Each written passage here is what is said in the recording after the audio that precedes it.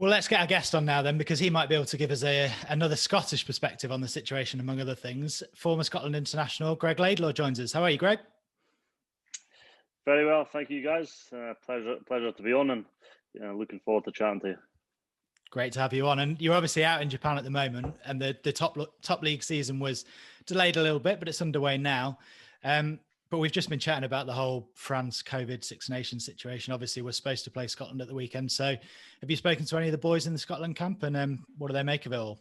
Yeah, I've spoken to a couple of the guys briefly on the subject, and I think just the frustration first and foremost, obviously from everybody's point of view, I guess, not just from Scotland, from supporters to, I'm sure, the French team as well. Because they've obviously been playing well, and I'm sure they were looking forward to playing back in Paris. So yeah, frustrating, difficult times, and it's part of the world we're living in at the moment. And I guess the bigger picture, for Scotland is when that game can be played, and hopefully we can get all the players available to be able to make it the spectacle it deserves to be.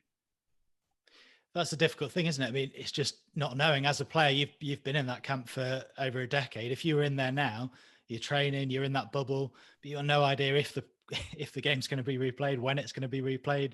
You're reading the media. It must be tricky for them.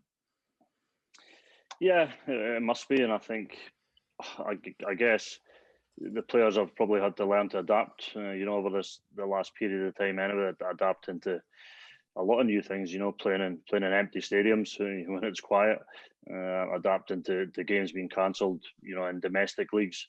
So I guess it's becoming a new normal a little bit.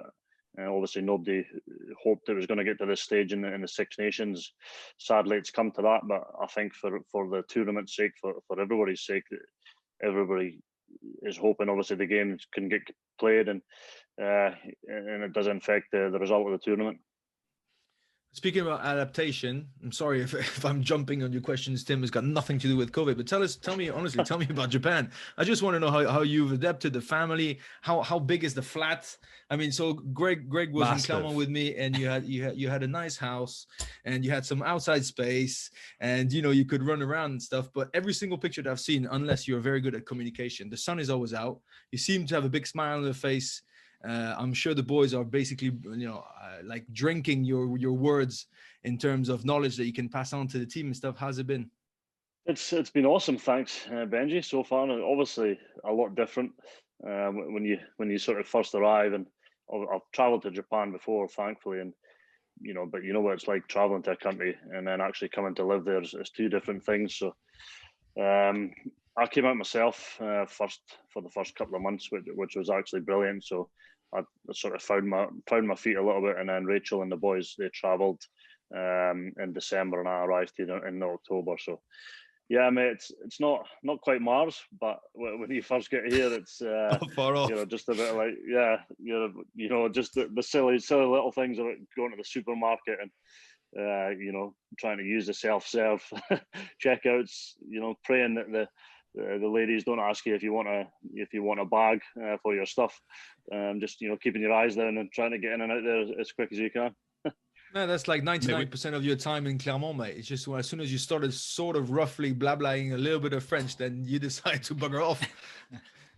Yeah, that was it, mate. I was just getting there starting to get there with some of my French, and then, sadly, time was up on the French, or certainly my time with Clermont, and time to come out to Japan. So I think my French, although it probably wasn't brilliant, Benji, I think it's going to be better than my Japanese.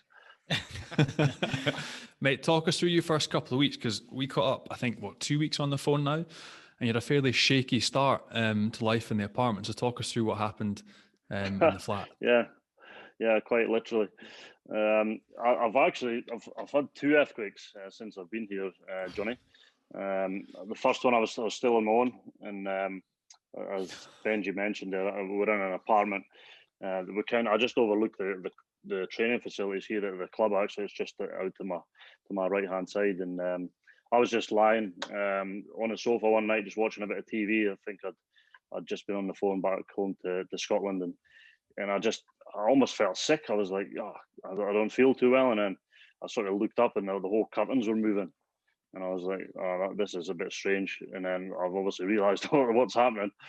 So that was my first experience, and then the second one was a lot more frightening. I think it was the weekend of the England game. I think England or the second game, can't remember. And we were in bed 11:15ish at night, sound asleep, and both Rachel and I, we get an alert on our iPhones.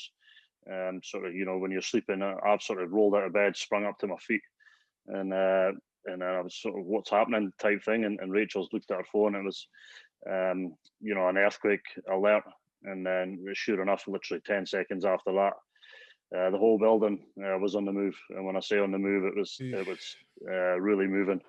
So we had a bit of a fright, that night, and people who've met here already, texted, making sure we were okay and what have you. So yeah, this part of the world, the buildings are incredible. Apparently, the building we live in, it's built on rollers.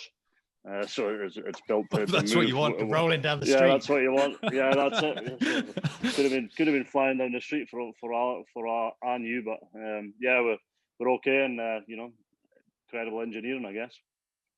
But mate, you said it was like a 7.3 or a 7.4, so it's not a small earthquake. That's huge. What was scarier, the alert on your phone or the actual earthquake? You said that you basically absolutely crapped yourself when the alarm went off. What was worse?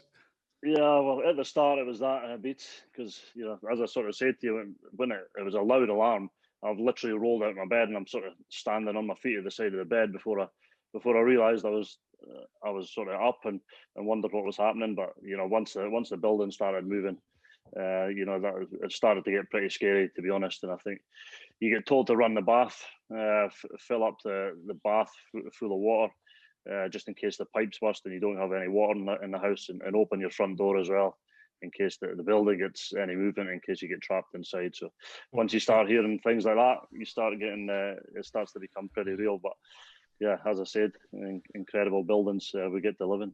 I don't want to joke about anything bad, but basically beating England and Twickenham, you would have been on roller skates even on this side of the world, mate.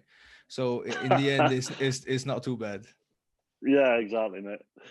Did you enjoy watching? Like, first time, obviously, for me, my family, first time since Dad played in that game in '83. For you, Uncle Roy played in that game as well. How much did you enjoy watching the first Scotland win in 40 years at Twickenham? Listen, I thought it was fantastic, and I think it's funny, isn't it? Because when you first step away from the game, it's sometimes quite hard to watch, and but I've been out for a couple of years now, which is brilliant, and I guess I got to do it on my own terms, which makes it better. But coming back to the boys that got the win for the first time since 1983, I just thought they thoroughly deserved it. To be honest, Beats, I thought they were the better team on the day. They really sort of took the game towards England, and that just seemed to be their attitude. And I truly believe the better team won on the day. So that's credit to the whole group.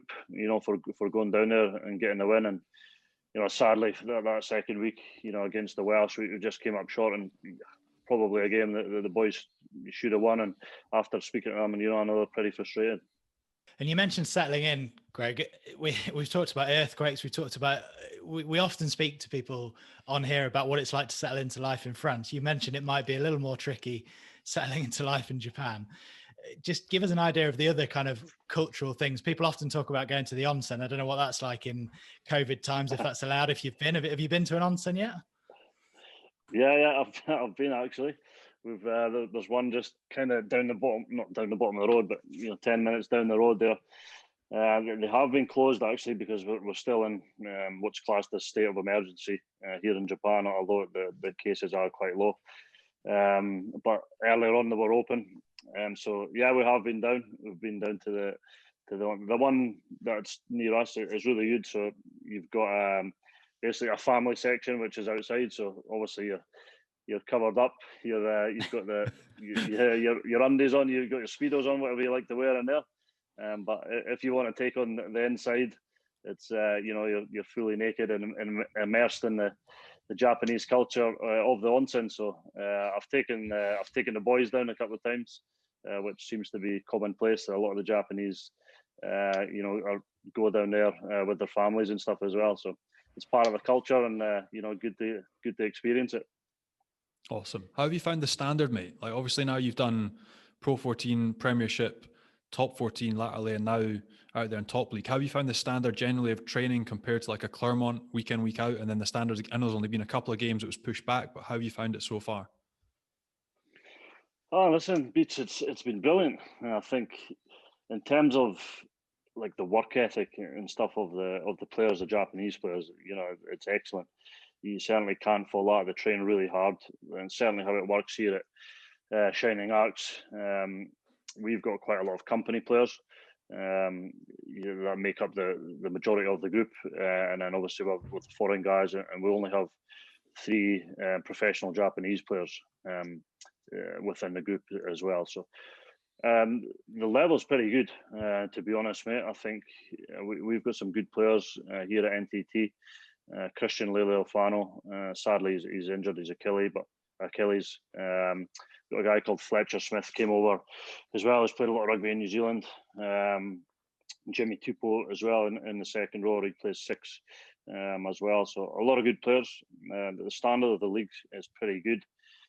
There's caps on like foreign players, obviously, when you're playing in a competition. But there's been a lot of, I think, island players came over, Tongans, Fijians, Samoans, when they're quite young, so they're passport holders.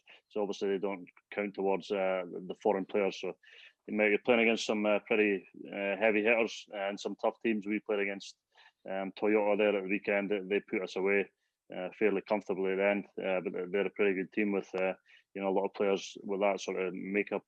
And let's talk about your time in France then, Greg, because Benji touched on it. You were there with him. How much did you enjoy your few years in France? And give us an insight into what it's like turning up at the Stade Marcel Michelin. Is Benji the first person you see? Do they put him in front of everyone and say, here's a French Englishman to welcome all the foreigners in, or how does it work? It was a little bit like that for me, actually. Benji, wasn't it? Because Benji was good mates with Jason White, who I know has been on the show as well. I'd actually, once I'd signed for Clermont, I headed out one weekend to go and have a look at some houses, etc. And Jason had arranged to sort of get together with Benji and the whole family, and Benji had invited along a few of the other guys along, Nick Bender and Flip Van der Merwe and stuff as well. So that was brilliant for me. I think just to have that sort of English speaking person that I knew was going to be at the club when I first went there. And my time in Clermont was awesome. I thoroughly enjoyed it. A fantastic club, and some great people in that part of France for sure. I properly setting up.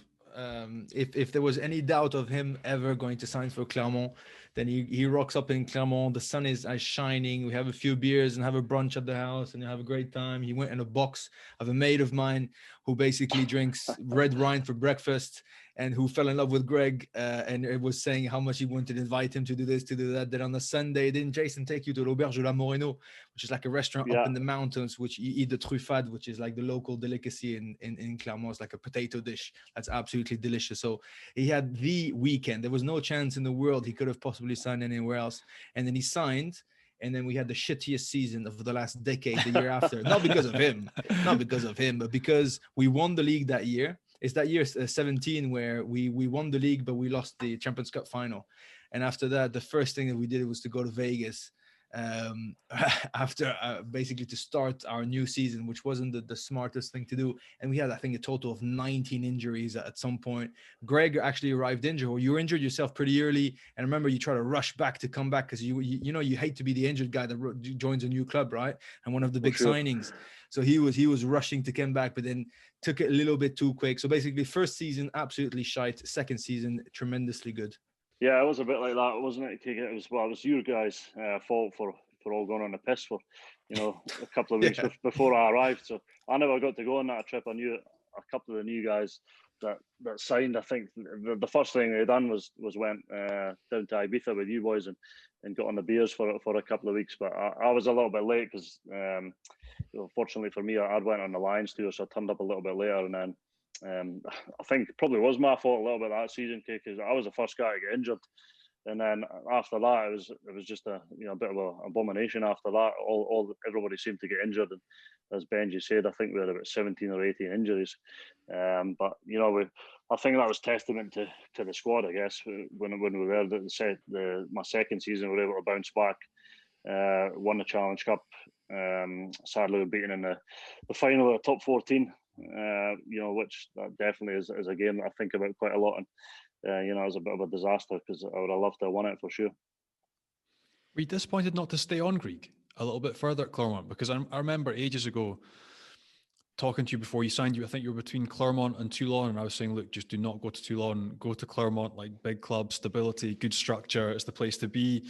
But I got the feeling you did your years, but you were absolutely on fire. You were in competition with Morgan Parra, who maybe got a little bit more, not favoritism, but he's obviously absolute legend at the club. It's pushed very hard, and Franck Azéma didn't renew you. Were you disappointed not to stay on? Because you were playing so well and extremely well. It seemed like the club suited you down to the ground. You were on fire every single week. You're fantastic. Was it disappointing not to keep going a little bit more with Clermont? Well, yeah, of course. I think anytime you, as you mentioned there, Beats, like anytime you play for like a big club, and certainly somebody like Clermont for me, and I was delighted that I ended up signing for Clermont because, as I talked to you at the time, I was talking to Toulon, and but I just didn't feel that was the right fit for me. And obviously, I knew Morgan. Morgan was up at Clermont, legend of the club, and a great rugby player as well. But I just felt that Clermont was a better fit for me as a player and as a person. And I truly believe it turned out to be like that. So, of course, if I probably had an opportunity to stay, I would have certainly looked at it, absolutely, because I was, as Benji mentioned, I was probably just properly settling into my life in Clermont and really enjoying it and playing good rugby. And but I guess probably the biggest frustration for me is just the way it ended in terms of the COVID. Not really being able to finish my sort of last season. At Clermont, I think we'd qualified already, Benji, hadn't we, for the quarterfinals of Europe and stuff like that as well. So and I've got to try and push on and try and get as far as we can in that competition, and again try and win the top 14. So yeah, a little bit frustrating to end like that, but it's such as life. So you look at new opportunities and you move on. I don't know if you saw Greg, but Franck Azéma announced that he's going to leave the club in the summer. Yeah, and it's a conversation that myself and Greg had a fair few times. So you're too humble to say it's Greg, but the only reason why he didn't get re-signed is because Franck was basically under a lot of pressure to renew that squad, to basically get the new guys who are going to be the future leader of the teams. So there was a lot of decisions. Nick Bendenon, Ice Toeva, Greg, flipped the year before. There was a lot of guys, Damien Schuley, the same year as me. There was sort of questions about, listen, we want to keep you. We absolutely adore you. But at the same time, you got to think of the future for the club. And Greg was definitely one of them. I mean, you only arrived at the club that you were already in the leadership group. The first season was shit for you, for everyone. It was just a shite season. Second season, you were captain a fair few times. Not the captain of the team, but still, we're really pulling it through. I remember the Challenge Cup final. Morgan gets injured after 20 minutes, and then you came on. I don't think you missed a kick or something. And there was a sort of a sense that, it was going to be something, not just a guy that's there to play, but a guy who's really there to deliver, to bring something. And the only reason why he didn't get re-signed is because there was a necessity of bringing some from fresh guys who are going to be leader for the next sort of 10 years. We spoke about it on the pod here a couple of weeks ago. I always said I adore Franck. I think he's a very human guy. But there was always a sense when he resigned, is it not just that year too much? Because at some point your chat is just not going to hit enough. And he's got the balls to basically apply. That's what he said. He mentioned you actually, Greg, in the French press last week or 2 weeks ago by saying, I applied to myself the same reasoning that I said to Ice Toeva, to Julien Pierre before, to Greig Laidlaw, to Nick Bendenon, about saying, I love you guys, but I've got to think of ahead, and I'd rather not re-sign you the year too much. The year, the extra year, there would be too many, and I want to apply it to myself. I have 2 more years of contract, but I'm going to get out of it in the summer because I just feel that I've hit that limit. Yeah, I think, as you say, Benji, I had a good relationship with Frank, and certainly when I first read that in the press, I was surprised. But when I hear you say that, I could almost see Frank, making that decision. I think that's the type of man he is, and yeah, he might have, you know, another opportunity in the pipeline, but I think he's made that decision for the best interest of the club, and I think he'll truly believe that. And you know, and he's been there a long time. You know, as you said, Benji, I think 11 years, something like that. Pretty much, yeah. At Clermont. So that's a long time, you know, to, as you said, to try and drive standards, to almost have the same voice talking all the time. And I know he's made a couple of changes of the coaching staff this season as well, which has probably helped him. But I think it says a lot for him to you know, to step away from a 2-year contract, you know, and certainly from my time there at Clermont, you know, I know how much the club meant to him. He's a real passionate man. And Benji, we spoke about it last week. You said you were going to do some digging for us, get straight on the phone to Franck afterwards. So did you? Is the move to Montpellier a done deal? And has he got a job for you and Greg next season? I said that if you saw in the press after my phone call that I signed for Montpellier, that means the phone call went well. So he didn't pick up. So the phone call did not go very well. But to be honest, he did answer one of my texts and stuff, because I just said that I hope he's okay and all that, and he said, yeah, no, it's just a long time coming. You know, we both know what he was talking about. There's always been a doubt in his head about, wasn't it already a year and a half ago, the year and a half too much, basically. So he's trying to correct a mistake. Apparently there's nothing with Montpellier, apparently. So he's apparently, okay. I think it's going to be a matter of zeros. That's the best negotiation. To say, no, I don't want to go to Montpellier where we've added a zero. Yeah, I'll go to Montpellier. That'll be fine. So we'll see about that one. But no, I spoke to a couple of leaders from the Clermont group. And to be honest, he called them all on Sunday to say that's the first thing he's going to say in the Monday morning meeting. And the boys, nobody knew. It really is a self-inflicted decision. He hasn't said anything about the rest of his staff. He hasn't said anything. Just to put it in between brackets, the club have said, we've accepted, obviously, if we find a suitable solution for the summer, because at the moment they've got nothing. I'm sure they will find somebody good, but you never know. And there might be, I don't know, Michael Cheka might be saying, yeah, I'll come, but I'll come with all my staff. That means you need to get rid of all the other ones. That's a huge a big, huge check that you need to write to your entire coaching staff. So to answer your question, no, I did not speak to the boss man, but I will soon. And at the moment, the players knew absolutely nothing about it. They understand it, but they feel bad. I know Camille Lopez told me that he was really actually almost pissed off, because the reason why he resigned is because of Franck asked him to resign, and a couple of players have been like that. We talked about why you ended up leaving, but you nearly ended up staying and nearly signing for Perpignan as well before you chose to go to Japan. But did you think it was the year, like we're the same age, we came through age grade together, obviously with COVID, finances being hit, GIF restrictions coming in and pelting everything. Did you find this year, it was like that contract too far in France? It was unfortunate timing for our year of foreigners that loads of people got shifted on, and you were maybe one of those unfortunate casualties that couldn't quite re-sign the top 14, because like when you were playing there, and I think there was something like 6 head coaches in top 14 were phoning and asking like, what's Greig doing? Is he staying? And then nothing came through pipeline wise, because A, there was no finance, and B, everybody had to sort of get rid of all their non-GIF players. So was that the kind of contract too far, do you reckon? Think you're a little bit unfortunate not to try and stay in France and do one more? I don't know, Johnny. I think it's a tough one to answer. I guess, you know, almost sitting on the outside of it. But I've no doubt, like going forward, I think you know, the GIF you know, impact it's going to have on you know, foreign players coming into France. And I think obviously the restrictions are getting tighter and tighter. So it's probably going to be harder and harder.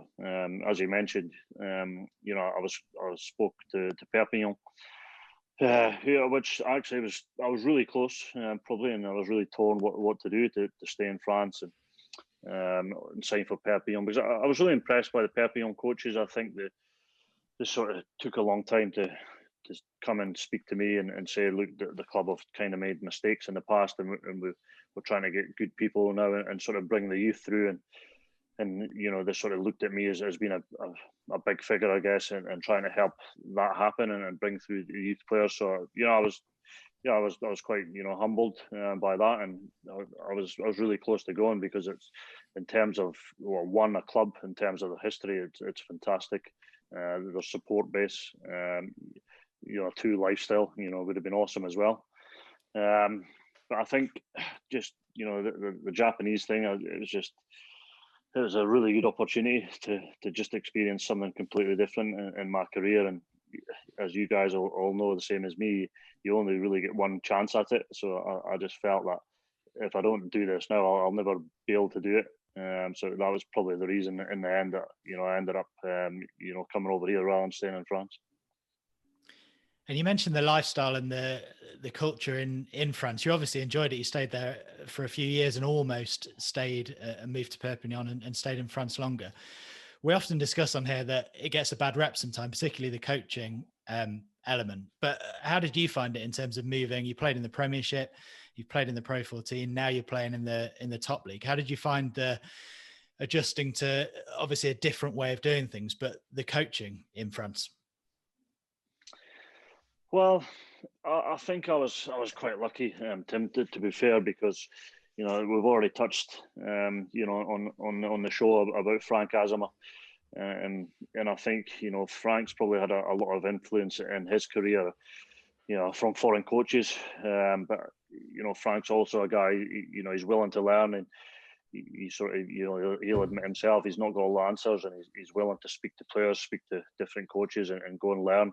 So, I was probably quite lucky in a sense that the coaching for me was really good at Clermont as well, because, Xavier Sidoni as well, he was there at the time. He's a skills and sort of backs coach when I was there. I know he's taken on a bigger role at the club now, so a really good coach.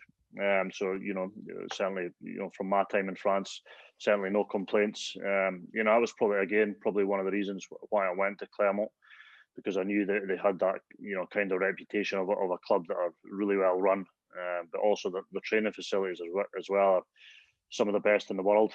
So, my experience in France from that sort of real stability, good coaching, I couldn't have been in a better place. And Johnny mentioned it before, Morgan Parra. I just want to ask about that relationship, because it must be tough going into a club with a guy like that ahead of you and competing against him. Benji's mentioned before he is quite a dominant force in that dressing room, as you would imagine after being there and playing such a prominent role for so long. What was your relationship like with him, and how tricky was that going in and essentially trying to take that shirt off him that he's had for so long?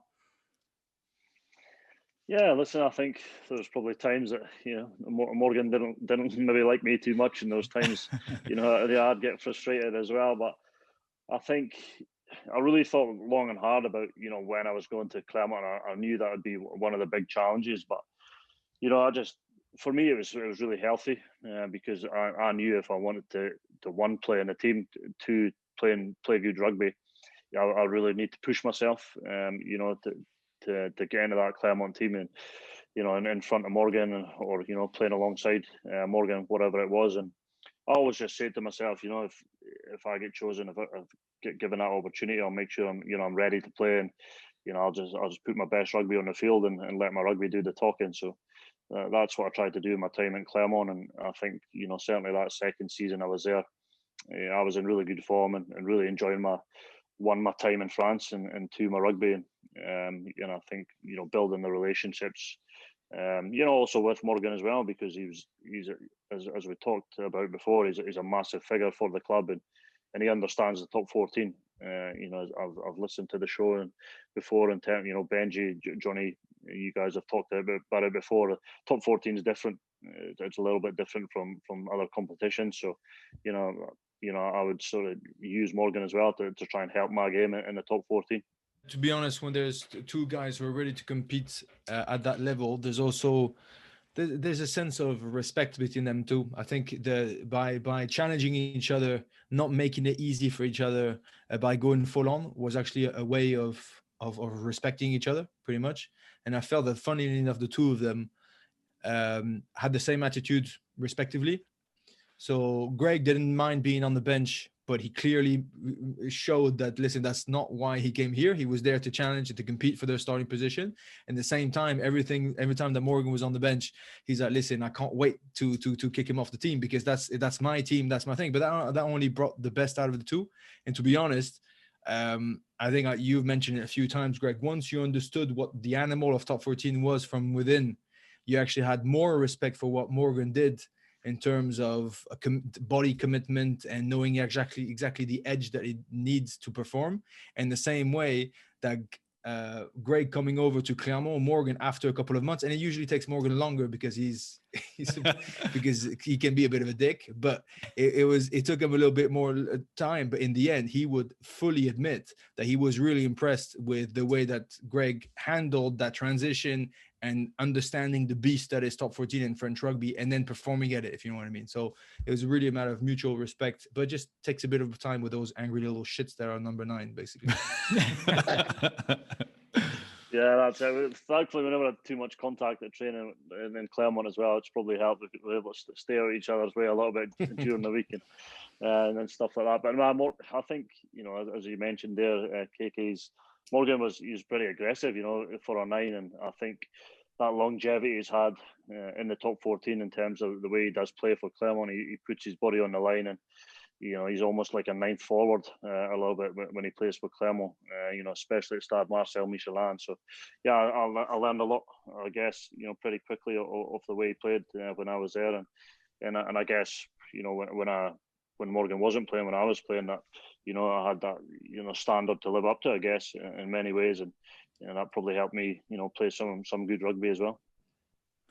And just before we let you go, Greig, you're obviously enjoying the start to life in Japan, but how long are you there for? Have you got another big move in you after that? And have you thought about what you might do after you leave Japan, life after rugby, or another big move? I don't know about many more big moves now, to be honest, Tim. I think, obviously I'm 35 now, and I've signed for 2 seasons out here with NTT. The season length's pretty short, albeit pre-season's been a fairly long one this year. So, I'm hanging on there at the minute, and I'm pretty happy the league started now. So, I don't know is the answer, is the short answer anyway, in terms of what I'm going to do. And when my contract runs out over here, I can't see myself, playing too much longer off the back of that. That's for sure. I'm not missing Scotland, but a lot of times you think about it. My parents are not getting any younger now. I've been away from Scotland now for a long time. I was down in Gloucester, Clermont, so I've been away 7-8 years now. Certainly on the horizon, I'll be able to move back to Scotland at some point. I'm pretty passionate about staying in the game, for sure. I've got another couple of different avenues that I'm involved in at the moment away from the game, which I'm really enjoying as well, because I think when you get to the age and stage that I'm at, I think it's really important to start planning about what you're eventually going to do. And I definitely want to stay in the game, but whether that becomes feasible, you just never know.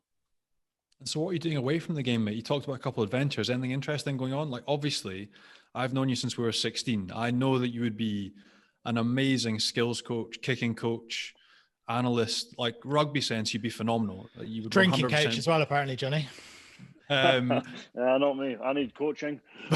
Yeah, more practice. But you're too straight-laced. Need some practice. But in terms of getting back to Scotland, any other avenues apart from coaching? Because 100% you could do that. You'd be phenomenal. We've always known that. But anything else that piqued your interest you'd like to get involved in? Yeah, I think obviously coming back to Scotland I'm a really passionate Scotsman. Obviously Johnny and Benji. I think you've probably picked up on from a couple of nights down in the wine cave in your place in Clermont. So, I'm involved with Caledonia. I'm involved with a new whisky startup back in Scotland called Wolf Creek, which is really exciting for me because, as I said, I think just to have that something away from the game, and it just gives me sort of a bit of a new stimulus, I guess, to get my teeth sunk into something and almost learn a bit of a new craft as well. So Wolf Creek's going to be based in Stirling with a brand new distillery that's due to start being built later on this year, if all goes to plan, with COVID, etc. Hopefully we can get that up and running. Richard Patterson is the main man behind that. Anybody that knows the whiskey, Richard Patterson is right up there in terms of some of the world's best in terms of distillation and stuff like that. So I'm involved with they guys at the moment as global brand ambassador, which is awesome because out here in Japan they absolutely love their whiskey. I probably never realised how much before I got here. Out here in Japan, they drink highballs, which is whiskey and soda. So it's a pretty cool drink out in this part of the world that all the sort of young kids drink it. So I think I've made quite a few good connections out here already. I'm working in the background, for Wolf Craig, and hopefully we're going to be able to bring it to the Japanese market at some point as well. You're a smart man. Smart man. They love their whiskey and they love Mr. Greig as well. So you've done well, Greig. Well done, mate. Thanks ever so much for coming on the show, Greg, and a massive good luck with the top league season, and good luck with the whiskey as well. We look forward to tasting it. Cheers, guys. Pleasure. Cheers, Greig. Cheers, mate. Take care, Greggy. Cheers.